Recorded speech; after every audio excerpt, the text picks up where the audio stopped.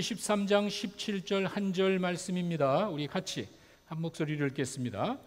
바로가 백성을 보낸 후에 블레셋 사람의 땅의 길은 가까울지라도 하나님이 그들을 그 길로 인도하지 아니하셨으니 이는 하나님이 말씀하시기를 이 백성이 전쟁을 하게 되면 마음을 돌이켜 애굽으로 돌아갈까 하셨습니다. 기도하겠습니다. 아버지 하나님, 이 자리에 함께 계신 줄로 믿습니다. 예배하는 자들을 찾는다고 약속하셨고 주의 이름으로 모인 곳에 주님이 함께 하신다고 말씀하셨습니다. 하나님은 영이시기 때문에 볼 수는 없지만 하나님은 말씀이기 때문에 저희들이 느낄 수는 있습니다. 하나님의 말씀을 통해서 살아계신 하나님의 음성 듣게 하시고 무엇보다도 저희들의 참 모습을 바라보고 주님 앞에 바로 서는 귀한 시간 되게 하여 주시옵소서.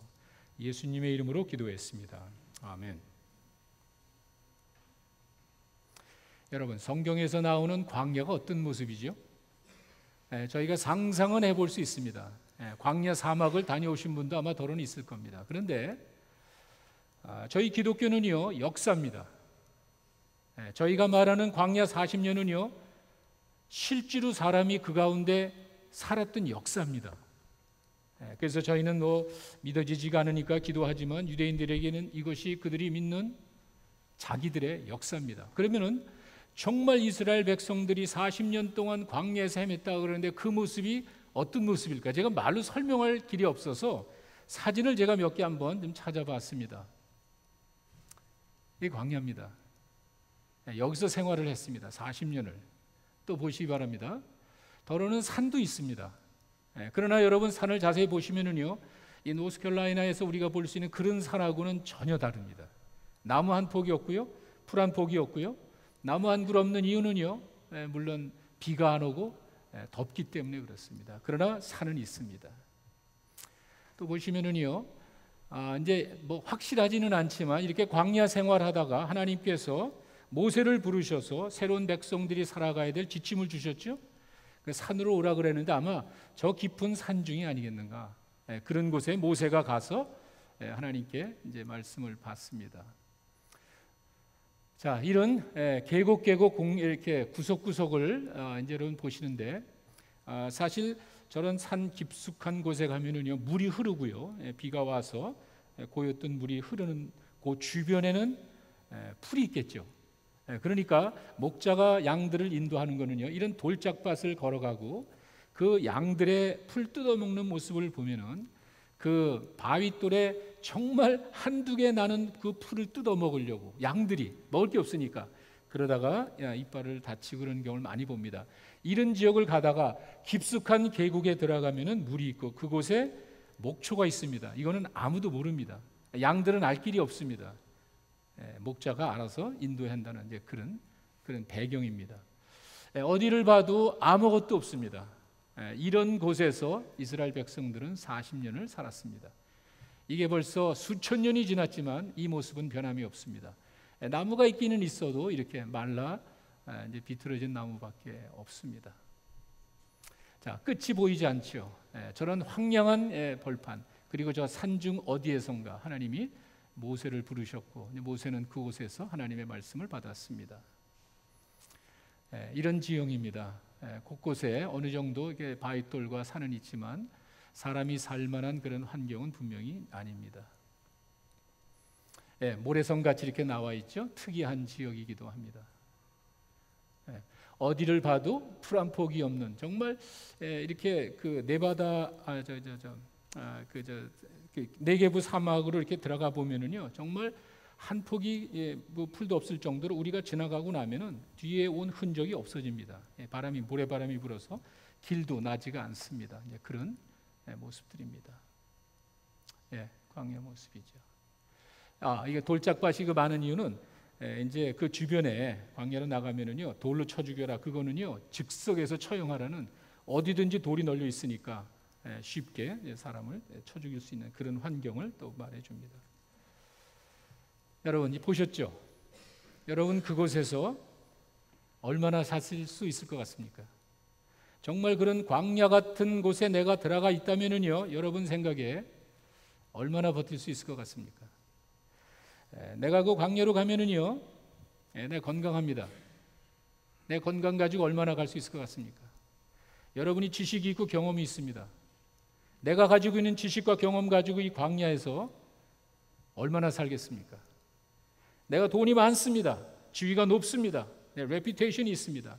그런 것들 가지고 이 광야에 가면은 그것이 나에게 무슨 힘이 되겠습니까?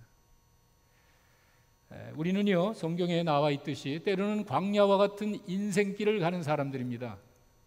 내가 뭘 가진 것 있지만 그것이 실제 삶 속에 아무 소용 없다라는 사실을 여러분 깨닫게 됩니다. 내가 그렇게 애지중지하고 내가 그렇게 소중히 여기고 내가 그렇게 믿었던 것이 결정적인 순간에 아무런 역할을 할 수 없는 환경이 있습니다. 그게 광야입니다. 자, 이런 광야 생활을 이스라엘 백성들이 했습니다. 오늘 성경에 나와 있는 말씀은 바로 그것을 우리에게 이야기해 줍니다. 430년 동안 애굽에서 종살이를 했습니다. 우리 믿어지지가 않죠. 400년이라는 그 기간 동안에 남의 나라 밑에서 참 어렵게 살았습니다. 극적으로 해방이 됐습니다. 그리고는 이제 광야로 나갑니다. 일로 갔습니다. 저희 나라도 일본 밑에서 36년간 서러운 삶을 살았던 적이 있습니다. 저희는 뭐 체험해보지 못해서 모르지만 이렇게 들어보면은요, 나라의 주권을 잃어버렸다는 거는요, 이건 진짜 보통 좀 억울하고 불쌍한 일이 아닐 수가 없습니다. 자유가 없습니다. 심지어는 언어까지도, 내가 쓰는 언어와 문화까지도 말살하고자 하는 비열한 정치가 있었습니다. 사실 큰 나라들이 세계를 지배할 때는요, 그러진 않았습니다. 로마가 가장 오랜 기간 동안에 전 세계를 지배할 수 있었던 비결은요, 그 나라의 문화와 언어를 존중해 줬습니다. 그래서 오랜 기간 동안 가장 넓은 지역을 점령했었습니다. 다 그렇지는 않습니다. 우리의 말도 못하게 만들고 우리의 문화도 마음대로 표현하지 못하는 그런 현실이 있었습니다. 36년입니다. 그리고 해방이 됐을 때 우리 민족들의 그 기쁨을 말로 표현할 수가 없죠. 굉장했습니다. 그 억압받다가 풀려난 그 마음이야 우리가 어떻게 알겠습니까? 그러나 하여간 그와 같은 기쁨이 있었는데 430년 동안 남의 나라 밑에 있었는데 그 이스라엘 민족의 언어와 문화는 살아 있었습니다. 여러분 한번 생각해 보십시오. 우리는 30년 살면서도요, 그 언어 때문에 이름을 다 바꿔버리고요, 그래도 일본말을 써야 되는 그런 아주 치욕적인 어려운 가운데 있었는데 남의 나라에서 400년이 넘도록 살았지만 그 민족은 언어와 문화가 살아 있었습니다. 왜 그렇죠? 하나님이 그들에게 한 약속이 있기 때문에 그랬습니다. 그 남의 나라에 살던 그 이스라엘 민족은요, 자녀들에게 이야기했습니다. 우리가 비록 남의 나라 밑에 살지만 하나님은 약속하셨어. 언젠가 반드시 하나님께서 우리 민족을 해방해 주실 것이야. 이걸 그대로 믿고 그것을 자손들에게 넘겨줬습니다. 400년이 넘어도 그 언어와 문화가 살아있었던 거는 신앙은 말할 것도 없고 하나님이 주신 약속 때문에 그랬습니다. 그리고 정말 그것이 이루어졌습니다. 해방이 됐습니다. 어떻게 됐습니까? 뭐 숫자가 정확하진 않지만 200만 명 이상의 엄청나게 많은 사람이 해방이 돼서 광야로 나갔습니다. 근데 광야가 목적이 아닙니다. 하나님께서 여러분들을 하나님의 자녀로 삼아 주시고요, 하나님께서 여러분들을 인도하실 곳은요, 광야는 아닙니다. 이건 거쳐가는 거예요. 그들에게는 하나님이 약속한 젖과 꿀이 흐르는 땅이 있었습니다. 그런데 이것도요, 많은 사람들이 이것을 소홀히 하는데 그들이 그냥 가나안 땅으로 하나님이 그냥 가라고 한 것이 아니에요. 이미 수백 년 전에 하나님은 그 민족에게 그 땅을 주겠노라고 약속을 했습니다. 약속의 실현이었습니다. 그냥 간 게 아니에요. 창세기 15장에 가시면은요, 창세기 15장 18절에서 21절에 하나님이 아브라함에게 이야기를 하십니다. 수백 년 전입니다. 거기 내용을 보시면은요, 아브라함에게 약속을 하시는데요, 내가 이 땅을 애굽에서부터 유프라테스 강입니다. 지금의 이라크까지입니다. 이 넓은 땅을 내 민족에게 주겠다고 그러고요, 자세하게 민족의 이름이 언급이 되는데 21절에 두 번째로 가면은요, 가나안 족속이 나옵니다. 바로 여기에요.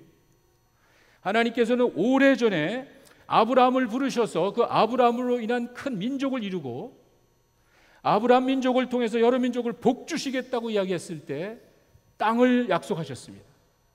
내가 너희들이 살아갈 땅을 줄 것이야. 그리고 그 중에 하나가 가나안이었습니다. 오랜 세월이 지나서 아무도 모르지만 하나님은 그 약속을 이루어 주셨고 그들이 해방되었을 때 그들은 그 약속의 땅으로 가는 과정에 있습니다.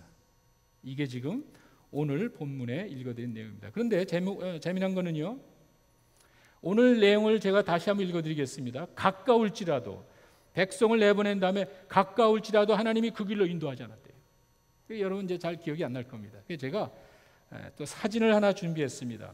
이 출애굽한 그 과정을 보여주는 사진이 하나가 있습니다. 보시면 아주 클리어하게 사진이 잘 나오는데 왼쪽에 보시면은요 홍해를 건너간 길이라는 그 조그마한 표시가 있습니다. 잘 안 보이실 텐데요. 이 고센 지역에 이쪽에 멤피스라고 되어 있죠. 이 지역이 애굽 전체입니다. 지금의 이집트입니다. 그 이집트에서 오른쪽에 이렇게 큰 바다가 있는데 그게 바로 지중해고요. 그 지중해를 타고 가면은 거기가 바로 이스라엘 땅이에요. 가나안 땅이에요. 그러니까 애굽에서 나와가지고 해안선을 따라서 쭉 가면은 바로 가깝고 편한 짧은 해안선 도로, 군사도로, 상업도로가 분명히 있었습니다. 그렇다면요, 보통 상식적으로 한다면요, 빨리 이 백성들을 그 길을 따라서 저 위로 올라가면요, 이스라엘 백성은 고생 안 하고 약속의 땅으로 들어갈 수 있습니다. 근데 문제는 뭐냐면요, 그 다음 슬라이드를 펴주시기 바랍니다. 자, 이거는 이제 우리말로 번역한 건데요. 좀 자세하게 제가 이렇게 찾아봤는데요. 오른쪽에 보시면은요, 람셋과 숫곳에서 이렇게 지나가다가 내려왔잖아요. 근데 오른쪽으로 해안선 타고 쭉 가면은 이게 블레셋 땅이에요. 블레셋이 무슨 말이죠? 팔레스타인. 영어로는 팔레스타인인데 지금도 팔레스타인 사람도 있지 않습니까? 자, 애굽에서 해방된 200만 명의 노예들입니다. 이 사람들은 훈련된 사람들이 아니에요. 200만 명의 노예들이 자 갑니다. 쭉 걸어가는데 중간에 딱 그 가던 길목에 팔레스타인 사람들이 버티고 있는 거예요. 자, 한 번도 전쟁을 겪어보지 않은 이 노예들이 그 지역을 가려다 보니까 팔레스타인 사람들이 야 이놈들이 이거 뭐야 이놈들이 우리 땅 차지하려고 오는 것 같아? 그래가지고 전쟁을 일으키면 노예들이 어떻게 합니까? 싸워본 적이 없잖아요. 이 사람들이 절로 갈 수도 있지만 이들이 알지 못하는 장애물이 앞에 있으니까 이들은 모르지만 하나님은 밑으로 내렸습니다. 밑으로 내린 것이 시내반도라고 그러고 맨 밑에 있는 것이 시내산이죠. 거기가 아까 제가 보여드린 사진, 모세가 율법을 받고요. 그리고는 다시 올라가서 가데스바네 이렇게 뱅글뱅글 돌다가 나중에 가나안 땅으로 들어갔습니다. 무슨 말입니까? 때로는요, 여러분과 내가 알지 못하는 장애물이 우리 앞에 있을 때 여러분은 모릅니다. 지금 내 눈앞에 보이는 가깝고 편하고 빠른 길, 성공이 내 눈앞에 보이는데 여러분이 감당하지 못할 장애물이 그 가운데 있든지 아니면 여러분 자신이 스스로 그걸 극복해 나갈 능력이 없든지 둘 중에 하나였을 때 무조건 빠르고 편한 길로 가는 것이 좋은 것은 아니잖아요. 멀지만 돌아가는 게 지름길입니다. 하나님께서 이스라엘 백성들을 그렇게 인도하셨고 그런 일들은 지금도 허다합니다.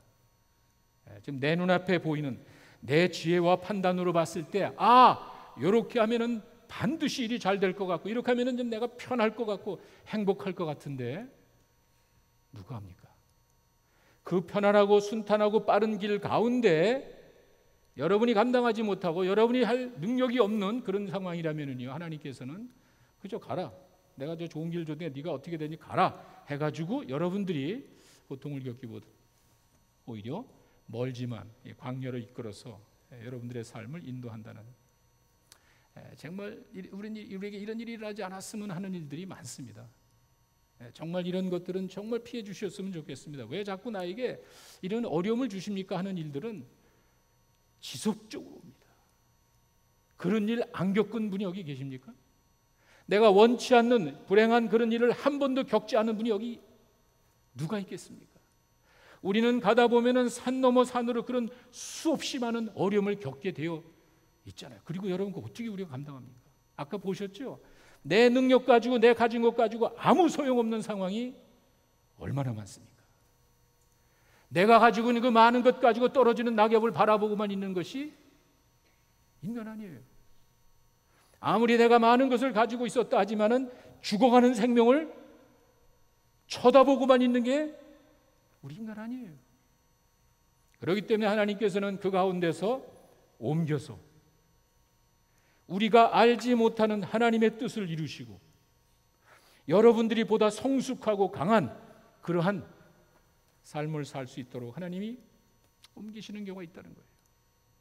제가 오늘 이 이스라엘 백성들의 이 삶을 통해서 몇 가지 한번 생각해 보려고 합니다. 멀고도 먼, 참 힘든 지름길입니다. 먼저는요, 우리를 좀 강하게 하시려는 하나님의 뜻이 있는 것 같아요. 400년 동안 노예로 살았기 때문에 그들이 할 수 있는 일이 뭡니까? 이들이 계획을 할 수 있습니까? 전쟁터에 나가서 싸워서 이길 수가 있습니까? 뭘 하겠습니까, 이 사람들이? 그저 주어진 일만 그저 노예같이 노동하고 밥 먹고 사는 것 이상이지 꿈이 있습니까? 비전이 있습니까? 이들이 무슨 생각을 하겠습니까? 이들에게 하나님께서는 너희들이 이래 가지고는 안 돼. 이 세상 살아갈 때 너희들이 그런 연약한 모습 가지고는 살 수 없는 것이야. 그리고 네 앞에 네가 감당할 수 없는 어려운 일들이 있어. 그래서 우리를 강하게 하시려고 부족함을 하시는 하나님이 돌렸습니다. 아니면은 내가 부족하다는 사실을 깨닫게 하시려고 그렇게 했는지도 모르겠어요. 아니면 그게 더 맞을 것 같아요. 다시, 내가 평소에는 여기서 있을 때 여러분 부족한 게 뭐가 있습니까? 여러분 오늘 교회에 오시는데 어려운 일이 뭐가 있습니까? 그러나 여러분이 이런 광야와 같은 환경으로 들어가시면은요, 선교지 한번 가보신다든지 얘기지 못한 일이 막 불쑥불쑥 튀어나오고요, 내 가지고 있는 것이 아무 소용없는 그 같은 환경에 빠지게 되면은요, 아유, 이게 전부가 아니구나. 그때 깨닫는 거예요. 하나님께서 우리에게 어쩌면은 우리가 부족하다는 사실을 깨닫게 하시려고 그렇게 인도하시는지 모르겠어요. 젊은이들이 군대 가면은요, 반드시 호된 아주 철저한 훈련을 거칩니다. 누구를 막론하고. 그 이유는 여러분 간단하죠. 그들이 겪어야 되는 전쟁터가 그들의 연약한 모습을 가지고는 감당할 수 없기 때문에 싫어도 불편해도 힘들어도 훈련을 거칩니다. 그래야 강한 군인이 되는 거예요. 그거 위에 다른 방법이 있습니까? 여러분이 컴퓨터에 앉아가지고 할 수 있습니까? 여러분이 책 공부해가지고 강한 군인이 될 수 있습니까? 피할 수 없는 것이에요. 정말 내가 강한 군인이 되고 그것도 더 뛰어난 오합지졸이 아니라 정말 뛰어난 그러한 군인이 되기 위한다면요, 더 아주 심한 호된 훈련을 받아야 되는 거예요. 강하게 되기 위한 과정이라는, 힘들고 어렵지만 이 과정은 우리에게 꼭 필요한 과정이 아닐까. 신명기 8장 2절에 가시면은요, 아주 의미 있는 말씀이 나옵니다. 이 신명기 8장은요, 40년의 삶을 이제 다 끝났습니다.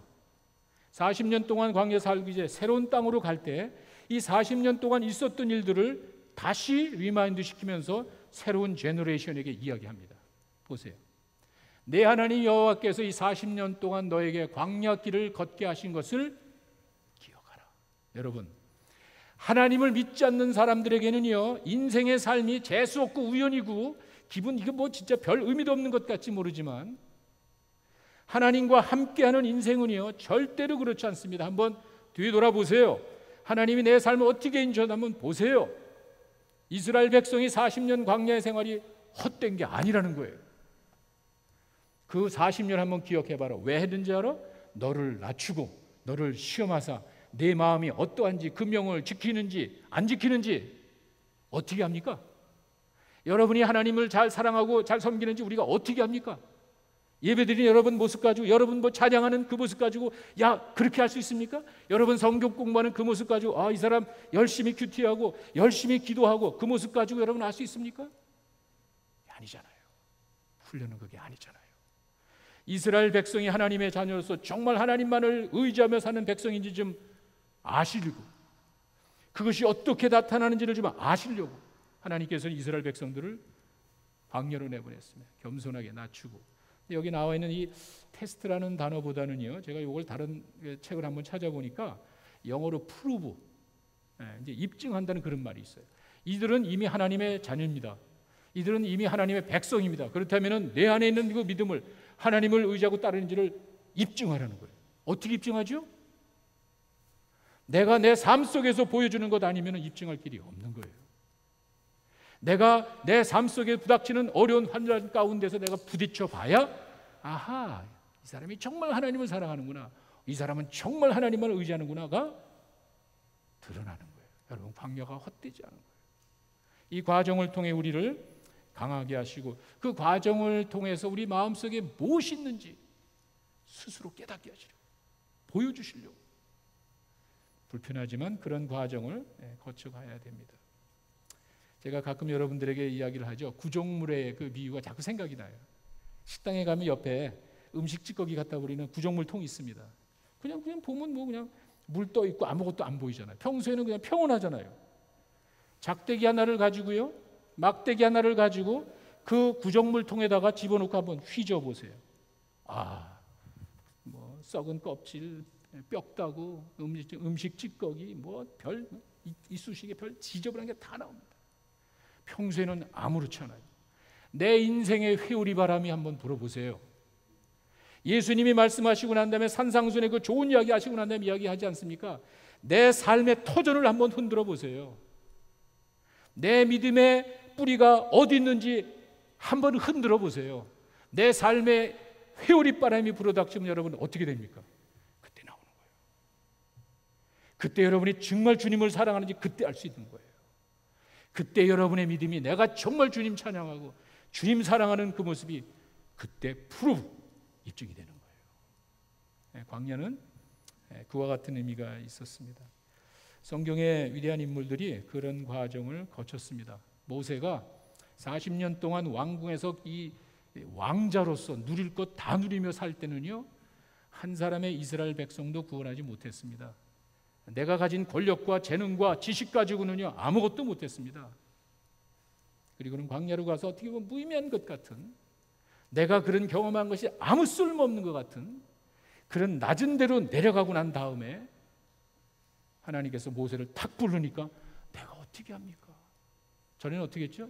그냥 내 가진 권력 가지고 내가 한 놈 두 놈 내가 죽여서라도 내 민족을 살릴 수 있을 것 같지만 지금 하라 그러니까 내가 어떻게 그리 합니까?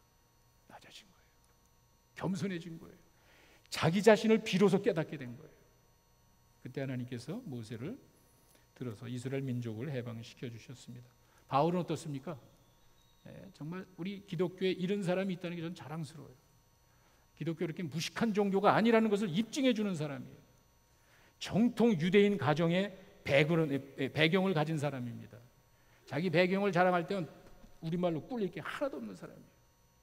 거기다가 이 사람은요, 그 당시 최고의 가말리엘이라는 최고의 랍비 밑에서 율법을 제대로 배운 사람이에요. 정통 유대인이에요. 최고의 학문을 가진 사람이에요. 그리고 이방 나라에 살면서 그 당시 헬레니즘 문화에서 헬라어를 철저하게 아는 사람이에요. 자, 이중 문화권의 모든 것을 다 섭렵한 사람이에요. 완벽한 사람이에요. 주님 만난 체험이 있습니다. 열정이 있습니다. 주님이 안 썼어요.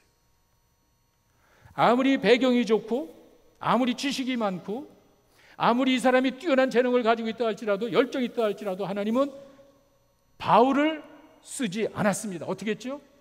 아라비아로 보냈어요. 뭐 했는지 몰라요.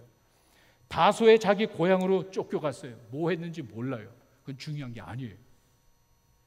중요한 거는 이 바울이 그런 광야의 과정을 거쳤다는 거예요. 그리고 난 다음에 안디옥 교회에서 사람이 필요할 때 등장을 합니다. 그리고는 역사가 신약 성경의 절반을 기억하면서 우리 기독교의 역사가 그 사람을 통해서 이어져 갑니다. 광야가 그런 것이에요. 비록 드러낼 것이 없고 원치 않는 그런 뼈아픈 과정일지 모르지만 하나님의 사람들에게는 절대로 헛되지 않습니다. 그 과정을 통해 여러분의 믿음이 입증됐을 때 하나님께서 예비하신 놀라운 가나안의 축복이 여러분들에게 임할 줄로 믿습니다. 하나님께서 이스라엘 백성들을 그렇게 인도하셨어요. 왜 그 먼 길로 인도하셨죠? 왜 하나님께서는 그 가까운 길을 놔두고 왜 그렇게 먼 길로 인도했죠? 그게 지름길이에요. 또 하나는요, 먼저 이렇게 우리가 생각할 때 내가 부족하니까 나를 강하게 하시려는 뜻도 있지만, 또 하나는요, 우리가 잘 알다시피 광야의 삶 때문에 그런 것 같아요. 여러분 아까 보여드린 그 사진 한번 생각해 보세요. 정말 내가 사는 이 삶이 광야와 같다는 것을 여러분 실감을 안 하는 것 같아요. 사진을 다시 한번 보여주시기 바랍니다. 여러분들이 이 땅을 살아갈 때 내가 이런 곳에 있다라고 여러분 생각하면은 여러분 뭐가 필요하죠? 내가 이 주변에 있는 아무것도 보이지 않고 농사할 아무런 근거도 없고요. 이 사람들이 농사 짓고 산 게 아니잖아요. 어떻게 살았죠? 하나님 먹여 준 거 사는 거예요. 사람이 떡으로만 사는 게 아니라 여호와의 입에서 말씀으로 나오는 것을 산다는 말이 무슨 말이죠? 여러분에게 필요한 것은 육체적인 필요만이 아니라는 거예요. 여기서 육체적인 필요 이게 무슨 어디서 채워집니까? 이것조차 하나님의 입에서 나오는, 하나님께서 내려주신 만나와 메추라기와 물을 반석에서 물을 뽑아 주셔서 이스라엘 백성이 살았다고 합니다. 이런 기적 같은 역사가 아니고서는 살 수 없는 지금 우리들의 삶을 우리는 잘 알고 있습니다. 제가 이 말씀을 드리는 이유는 갈수록 재난이 많은 건 다 아는데 그 재난의 요인이 너무 신기해요. 신기하게 너무 무서워요. 제가 지난달에 3월 24일 날 독일 선교 갔을 때 화요일 날 아침, 여기서 월요일 날 떠나서 화요일 날 아침에 들어갔습니다. 화요일 날 오전에 내려서 제가 호텔에 들어가서 체크인하는데 벽에 붙은 모든 TV가 브레이킹 뉴스로 떠올랐습니다. 긴급 뉴스가 떠오르는데 어디를 바꿔도요 그 독일 모든 채널이 하나로 다 나옵니다. 이머전시, 브레이킹 뉴스예요. 뭐죠? 독일 비행기가 떨어진 거예요. 여러분 아마 독일 그 자체 사건이기 때문에 잘 모르실 텐데 굉장히 심각한 사건이었습니다. 바르셀로나를 떠나서 독일로 오던 루프트한자 비행기입니다. 제가 루프트한자를 탔습니다. 같은 날 같은 시간에 떨어졌어요. 저는 무사히 착륙을 했고 그 비행기는 스위스 산중으로 떨어졌어요. 근데 정확한 거는요, 루프트한자에서 고용한 저가 비행기입니다. 싼 비행기. 여기 유나이티드나 델타에서도 가까운 노선에 다른 비행기 쓰잖아요. 이렇게 루프트한자 비행기에서 고용을 한 자그마한 저가 항공 비행기가 바르셀로나를 떠나가지고 독일로 오다가 프랑스영에서 알프스 산속으로 떨어진 거예요. 자, 문제는요, 사고 났다 그래서 이게 테러냐 뭐냐 말이 많았는데 그 다음날 한 2, 3일이 지나고 난 다음에 서서히 뉴스에 나오는 내용을 보니까 더 사람들을 충격에 빠지겠습니다. 그 사고의 요인이 이건 너무 충격적이었어요. 이 비행기를 몰고 오던 두 사람의 조종사가 있는데 하나가 파일럿이고 코파일럿이 있는데 이 파일럿이 잠깐 나간 사이에 코파일럿이 안에 문을 잠가버린 거예요. 문을 잠궈서 들어오지 못하게 하고 난 다음에 부조종사가 비행기를 알프스 산 쪽으로 하강시키고 그냥 쳐박아놓은 거예요. 근데 이 친구는 우울증도 있고 우울증은 아닌 것 같은데 하여간 전에부터 그런 일이 있었습니다. 내가 언젠가 이 세상을 깜짝 놀라게 할 일을 해서 사람들이 내 이름을 영원토록 기억하게 이런 이야기를 했던 놈이에요. 뭔가 이게 생각이 잘못된 놈이에요. 기회를 봐서 27살이에요. 그런데 조종사가 잠깐 화장실에 간 사이에 잠궈버린 거예요. 놀라운 거는요, 9/11이 터지고 난 다음에 모든 비행기의 문 바깥에서 못 들어가게 열쇠를 없애버렸어요. 이 승객 쪽에서 문 열고 들어가는 게 없습니다. 안에서 열어줘야 돼요. 왜? 테러하는 놈들이 자꾸 거기 들어가서 비행기 끌고 딴 데로 가니까 그걸 못하게 한 거예요. 그게 화가 된 거예요. 나오고 난 다음에 난리가 나가지고 조종사가 이게 급해가지고 문이 안 열리는 거예요. 왜? 잠가버렸기 때문에. 근데 놀라운 거는요, 미국 비행기는 그렇지 않습니다. 미국에는 그와 같은 상황이 왔을 때 만약에 조종사가 비행기는요 2시간 이내로 가는 거는 2명이고요 4시간 가는 건 3명이고요 7시간 10명 이상의 10시간 이상 가는 비행기는요 조종사가 4명인가 6명이 가요. 그래서 그런 사람이 항상 승객석에 들어가 있잖아요. 왜? 안전을 바꿔야 되기 때문에. 자, 근데 문제는요, 미국 비행기는 그렇게 들어가서 만약에 한 명이 조종사하고 부종 나오면은요 다른 사람이 들어가게 돼 있어요. 조종석에는 반드시 2명이 들어가도록 미국 비행기는 법으로 규정이 돼 있어요. 근데 유럽 비행기에 그게 없었던 거예요. 이놈이 그걸 아는 거예요. 그래서 그 조종사가 나한테 문을 잠가버리고 그 비행기를 그냥 얘기했잖아요. 내가 언젠가 한번 큰 일을 할 거라고 이 엉뚱한 생각을 했잖아요. 그래서 알프스 산진에 프랑스 지나갈 때 그냥 거기다가 처박아 놨습니다. 비행기 사고가 테러가 그렇게 한 게 아니에요. 나쁜 놈들이 정말 무장한 세력이 들어와가지고 비행기가 그게 아니었어요. 비행기가 기체 결함이 있어서 떨어진 게 아니었어요. 날씨가 안 좋아가지고 이 기상 악화로 인해서 할 수 없이 비행기가 떨어진 게 아니었어요. 비행기를 책임진 그 사람이 문제였어요. 누가 그 상상했겠습니까? 그 얘기를 듣는 순간, 이게 확인된 순간 정말 사람들이 깜짝 놀랐어요. 이제는 비행기 탈 때 기도할 때 무슨 뭐 테러나 날씨가 아니라 하나님, 오늘 이 조종사가 어젯밤에 부부싸움 안 하고 떨어지 이거죠. 정말이에요. 왜? 기분 나쁘면 이렇게 생명이 없어져 버리니까. 그런 세상에 여러분이 사는 거예요. 내가 그 비행기를 탈 줄 어떻게 압니까? 뭣도 모르는 사람은요, 루프트한자 비행기가 내가 도착하는 날 떨어졌다니까 깜짝 놀라. 여러분들은 뭐 기억도 안 하고 뭐 관심도 없으니까 보지도 않았겠지만 그거 가지고 나한테 연락한 사람도 있어요. 되게 고맙더라고요. 근데 뭐 우리 식구니까 뭐 할 수 없지만, 이렇게 우리가 사는 세상이 예측을 불허하는 거예요. 제가 말하는 게 광야예요. 우리가 그와 같은 삶을 살다 보니까 이게 뭐 아이시스 이야기는 제가 지난번에 말씀드렸듯이 사람들이 너무 많이 물어서 저도 답을 줄 게 없어요. 기사는 무지하게 읽습니다. 국경도 없고요, 뭐 나라도 없고, 정말 이전에 생각해보지도 못한 이슬람 내에서도 정죄를 받는 아주 나쁜 놈들이에요. 근데 문제는 뭔지 아세요? 순전한 애들이 참여하는 거예요. 왜 그렇죠? 이 가치관의 문제예요. 이전 같은 그런 세상이 아니에요. 애들이 그걸 몰라서 갑니까? 그게 아니에요. 이 가치관의 혼돈이에요. 도대체 내가 왜 사는지를 모르는 거예요. 내가 무엇 때문에 살아가는지를 모르는 거예요. 이 세상이 그렇게 바뀌어가고 있는 거예요. 여러분, 제가 가끔 이야기하지만 이 안경 벗으면 제가 여러분 잘 못 봐요. 눈이 나빠가지고. 인간은 완전하지가 않습니다. 부족합니다. 남에게 완전한 걸 기대하지 마세요. 내 자신도 부족하면서 남이 완전하기를 바라면서 그렇게 완전하지 못한 것을 가지고 지적하지 마세요. 여러분도 다 부족해요. 우리가 부족하기 때문에 뭐 해도 거기서 나오는 건 다 부족한 거예요. 그래서 용서하라는 거예요. 그래서 사랑하라는 거예요. 정죄하지 말고. 그런데 제가 이 안경을 벗었지만, 보지 못하지만 제가 안경을 쓰면은요, 길이 보이는 거예요. 불편합니다.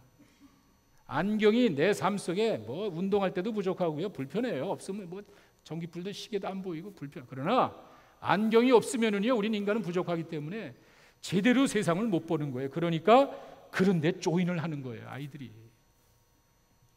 신앙의 관점을 가지고 기독교적인 세상 수시로 변하는 세상 가치관이 아니라 하나님의 말씀에 근거한 세상 이 모든 걸 다 초월하는 하나님의 뜻을 가지고 세상을 바라보세요. 분명합니다.